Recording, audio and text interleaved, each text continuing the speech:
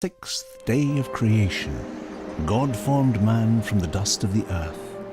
He breathed the breath of life into his nostrils, and the man became a living person. God planted a garden in Eden and placed the man there. God ordered beautiful trees and trees that bear fruit to grow up from the ground. In the middle of the garden, he placed the tree of life and the tree of the knowledge of good and evil. He gave instructions to the man to tend to and watch over the garden. God told the man, "You may freely eat the fruit of every tree in the garden, except the tree of the knowledge of good and evil. If you eat the fruit of this tree, you will surely die." Then God said, "It is not good for man to be alone. I will make a helper who is just right for him." God brought all the animals to the man to be named by the man. The man gave names to all the animals, but still there was no helper just right for him. So God caused the man to fall into a deep sleep. While he slept, God took out one of the man's ribs and closed up the opening. Then he made a woman from the rib, and he brought her to the man.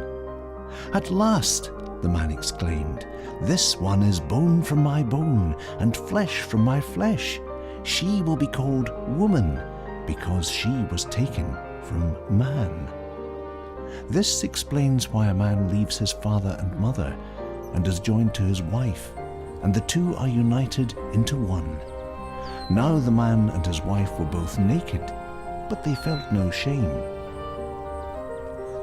One day, the serpent, the most clever of all the wild animals, asked the woman, "Did God really say you must not eat the fruit from any of the trees in the garden?" "Of course we may," the woman replied. "It's only the fruit from the tree in the middle of the garden that we are not allowed to eat.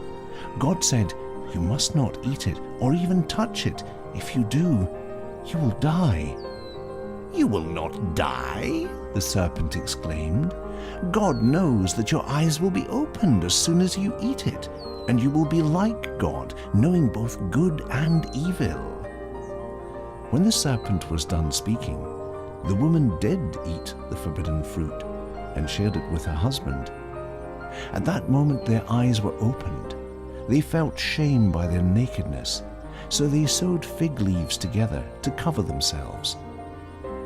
That evening they heard God walking about in the garden, so they hid. God called to the man, "Where are you?"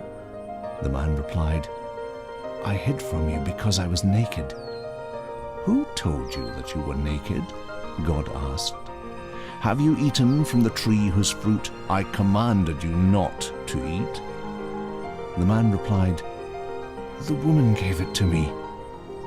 Then God asked the woman, "What have you done?" "The serpent tricked me," she replied. Then God said to the serpent, "Because you have done this, you are cursed more than all animals. You will crawl on your belly as long as you live.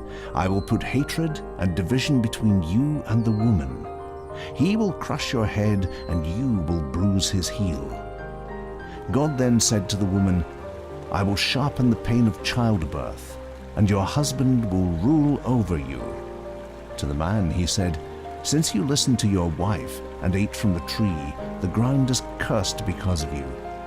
All of your life you will work hard to grow your own food until you die. You were made from dust, and you will return to dust." Adam then named his wife Eve, and God made clothing from animal skins to cover their nakedness. God banished them from the Garden of Eden, and he sent Adam out to cultivate the ground from which he had been made.